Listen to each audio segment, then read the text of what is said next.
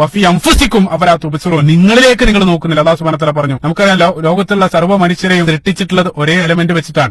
എല്ലാ മനുഷ്യനെയും നിർമ്മിക്കപ്പെട്ട ഇൻഗ്രീഡിയന്റ്, ബേസിക് കോൺസ്റ്റിറ്റ്യൂവന്റ് എന്നുള്ളത് സെയിം ആണ്. പക്ഷേ എത്ര വൈവിധ്യങ്ങളാണ്. ഒരേ മുഖമുള്ള രണ്ടാളുകളില്ല, അതേപോലെ തന്നെ ഒരേ ശബ്ദമുള്ള രണ്ടാളുകളില്ല. കോടാനുകൂടി മനുഷ്യരെ മുഴുവൻ അത് വ്യത്യസ്തമായിട്ടാണ് നമ്മൾ കാണുന്നത്. മനുഷ്യന്റെ ഫിംഗർ പ്രിന്റ് നമുക്കറിയാം, പരിശുദ്ധ ഖുർആൻ അത് സൂചിപ്പിച്ചു. അതേപോലെ തന്നെ കണ്ണുകൾ, ഏറ്റവും ആധുനികമായിട്ട് നമ്മൾ കണ്ടെത്തിയ ഐ ഫിംഗർ പ്രിന്റ്, രണ്ട് മനുഷ്യർ തമ്മിൽ അവരുടെ കണ്ണുകളുടെ രക്തധമനികളുടെ പാറ്റേൺ 200-ലധികം വ്യത്യാസമുണ്ടെന്നാണ് അവർ പറയുന്നത്. ഇനി അതെല്ലാം വിട്ട് മനുഷ്യനെ നിർമ്മിക്കാൻ ഉപയോഗിച്ച കോശങ്ങൾ അത് മാത്രം മതി. സുബ്ഹാനല്ലാഹ്, അതിന്റെ സങ്കീർണതകൾ എത്രയാണ്. ഓരോ മനുഷ്യന്റെയും ജീവന്റെ സ്ക്രിപ്റ്റ് 4 അക്ഷരങ്ങൾ കൊണ്ട്, AGCT എന്നറിയപ്പെടുന്ന 4 ന്യൂക്ലിയോടൈഡ് ബേസുകൾ കൊണ്ട് ഓരോ മനുഷ്യന്റെ ആ സൂക്ഷ്മ കോശത്തിനകത്ത് DNA കുറിക്കപ്പെട്ടിരിക്കുകയാണ്. ഇതെല്ലാം മുന്നിലുണ്ടായിട്ടും ദൈവത്തിന് തെളിവ് ചോദിക്കുന്ന, യഥാർത്ഥത്തിൽ വെള്ളത്തിൽ ജീവിക്കുന്ന ഒരു മത്സ്യം വെള്ളത്തിന് തെളിവ് ചോദിക്കുന്നത് പോലെയാണ് യഥാർത്ഥത്തിൽ ഇത്രയേറെ ദൃഷ്ടാന്തങ്ങൾ മുമ്പിലുണ്ടായിട്ടും ദൈവത്തിന് തെളിവ് ചോദിക്കുന്നത്. തബാറകല്ലാഹു അഹ്സനുൽ ഖാലിഖീൻ. അല്ലാഹു സുബ്ഹാനഹു വ തആല അവയെ മുഴുവൻ സൃഷ്ടിക്കുകയും സംവിധാനിക്കുകയും ചെയ്തവരാണ്.